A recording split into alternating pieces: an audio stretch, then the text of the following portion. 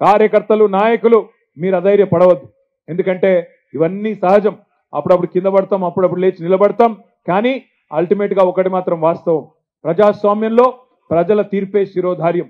హైదరాబాద్ లో మనం గెలిచినాం, కొన్ని జిల్లాల్లో అక్కడక్కడ ఏమరుపాటుతో కొంత మోసం జరిగింది, ప్రజలు మోసపోయినారు. ఈ కాంగ్రెస్ పార్టీ ఇచ్చిన హామీలను కొంతమంది అమాయకులు నమ్మినారు. కానీ నమ్మిన వాళ్ళు ఈరోజు బాధపడతా ఉన్నారు. రైతులు ఒకళ్ళ ముఖాలు ఒకళ్ళు చూసుకుంటున్నారు. ఇంతవరకు రైతు బంధు పడలేదు. 2 నెలలు అయిపోయింది. గ్రామాలలో ఇవాళ ఒకళ్ళ ఫోన్ ఒకళ్ళు చూసుకుంటున్నారు, ఒకళ్ళ ముఖం ఒకళ్ళు చూసుకుంటున్నారు. కేసీఆర్ ఉన్నప్పుడు 10 రోజులలో 7,600 కోట్లు పడుతుండే, ఈ ప్రభుత్వం వచ్చినాక అది లేదు ఇది లేదని బాధపడతా ఉన్నారు. అదేవిధంగా ఇవాళ గ్రామాలలో మీరు చూస్తున్నారు, సోషల్ మీడియాలో చూస్తున్నారు, ఫ్రీ బస్సు అని పెట్టిండ్రు. ఇక ఫ్రీ బస్సులు ఏమేమైతుందో నాకంటే బాగా ఆడబిడ్డలు మీరే చెప్పాలా. అందులోకెళ్ళి పాపం ఆ బస్సులెక్కేందుకు డ్రైవర్ సీట్లకెళ్ళి ఎక్కుతుండ్రు, బస్సులకు కిటికీలకెళ్ళి ఎక్కుతుండ్రు, జుట్లు పట్టి కొట్టుకుంటున్నారు. మొన్న ఒక దగ్గరనైతే ఆయనతో చెప్పులు తీసి కూడా కొట్టుకున్నారు. ఈ అవస్థ వచ్చింది ఇవాళ ఫ్రీ బస్సుతోని. ఈ అవస్థ ఒకవైపు. మరొక వైపు 6.5 లక్షల మంది ఆటో డ్రైవర్లు మా కడుపు మీద దన్నింది పథకం అని వాళ్ళు ఏడుస్తా ఉన్నారు.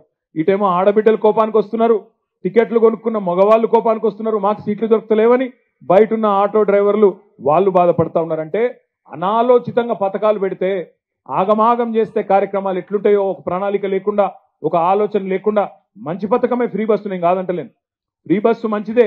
కానీ ఆడబిడ్డలకు కూసునేందుకు జాగా కూడా ఉండాలి కదా. బస్సులు పెంచాలి, బస్సులు పెంచాలి, బస్సులు లేని ఊర్లకు బస్సులు పెట్టాలి, బ్రహ్మాండంగా నడిపేయాలి, కొత్త బస్సులు పెట్టాలి, కండిషన్లు ఉన్న బస్సులు పెట్టాలి. 50 మంది ఎక్కే బస్సులో 150 మందిని ఎక్కించుడు, ఆగమాగం చేసుడు, ఒకళ్ళ మీద ఒకరు పడేటట్టు, ఒకళ్ళ మీద ఒకరు కొట్లాడుకునేటట్టు, ఇదేం దరిద్రమైన కథ. ఆలోచన చేయాలని చెప్పి నేను విజ్ఞప్తి చేస్తా ఉన్నా. ప్రభుత్వానికి కూడా నేను విజ్ఞప్తి చేస్తా ఉన్నా. ఈరోజు ఇక్కడికి వస్తున్నప్పుడు నాకు ఇప్పుడే వార్త వచ్చింది, 16వ ఆటో డ్రైవర్ ఆత్మహత్య చేసుకున్నాడు. ఇప్పటికి 15 మంది, ఇయాలతో కలిపితే 16 మంది ఆటో డ్రైవర్లు ఆత్మహత్య చేసుకున్నారు ఈ పథకం వచ్చిన తర్వాత. ఆటో డ్రైవర్లకు కూడా మీరు హామీ ఇచ్చినారు, నెలకు 1000 రూపాయలు ఇస్తాం, సంక్షేమ బోర్డు పెడతామన్నారు. నేను ప్రభుత్వాన్ని డిమాండ్ చేస్తా ఉన్నా, నెలకు 1000 రూపాయలు సరిపోదు. ఇవాళ వాళ్ళ కడుపు కొట్టింది మీరు, నెలకు 10,000 రూపాయలు ఇవ్వండి. రాష్ట్రంలోని 6.5 లక్షల మంది ఆటో డ్రైవర్లను కూడా వాళ్ళు రోడ్డు మీద పడకుండా ఆదుకోండి అని చెప్పి కూడా నేను విజ్ఞప్తి చేస్తా ఉన్నా. ఫ్రీ బస్సుకు మేము వ్యతిరేకం కాదు, పెట్టండి, ఇంకా బస్సులు పెంచండి, బ్రహ్మాండంగా ఆడబిడ్డలందరికీ కూడా మంచి సౌకర్యాలు కల్పించండి, మేము దాన్ని స్వాగతిస్తాం. కానీ ఒకరికి పెట్టి ఇంకొకరికి చేటు చేయడం మంచిది కాదు. ఆటో డ్రైవర్లు రెక్కాడితే కానీ డొక్కాడనోళ్ళు ఇవాళ వాళ్ళకు కూడా వాళ్ళ కడుపు కొట్టడం కూడా మంచిది కాదు. ఆ ఉసురు కూడా ఊరికనే పోదు. అందుకే ఈ ప్రభుత్వాన్ని నేను కోరేది, ఇవాళ ఏ వర్గానికి ఇబ్బంది వచ్చినా, ఏ ప్రజలకు ఇబ్బంది వచ్చినా వాళ్ళ తరపున గొంతు విప్పడానికి, గట్టిగా మాట్లాడడానికి బీఆర్ఎస్ పార్టీ ఉంటది.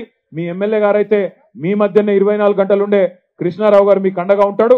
మీకు ఏ ఇబ్బంది వచ్చినా, ప్రభుత్వం నుంచి రావాల్సిన ఏ సౌకర్యం మీకు రాకపోయినా, కూకట్పల్లి నియోజకవర్గంలో 1,10,000 మంది అప్లికేషన్లు పెట్టుకున్నారు మొన్న.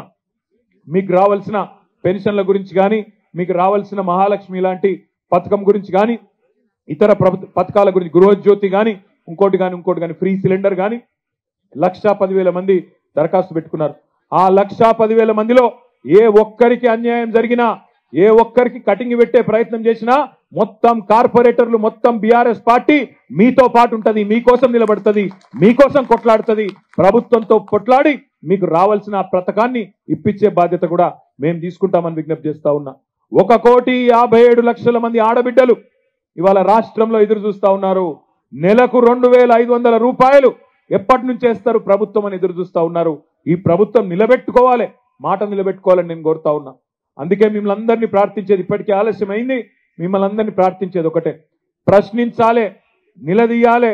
ఇచ్చిన హామీలు ఇయ్యకపోతే, అమలు చేయకపోతే తప్పకుండా అవసరమైతే గల్లా పట్టాలి. కానీ 100 రోజులు ఆగుదాం, 100 రోజుల దాకా యాద్ చేద్దాం, గుర్తు చేద్దాం. 100 రోజుల తర్వాత కూడా వాళ్ళు తప్పించుకునే ప్రయత్నం చేస్తే అవసరమైతే ప్రజా ఉద్యమాలు నిర్మిద్దాం. ప్రజల తరపున, ప్రజల గొంతుకై బీఆర్ఎస్ పార్టీ ఉంటది మీతో పాటు.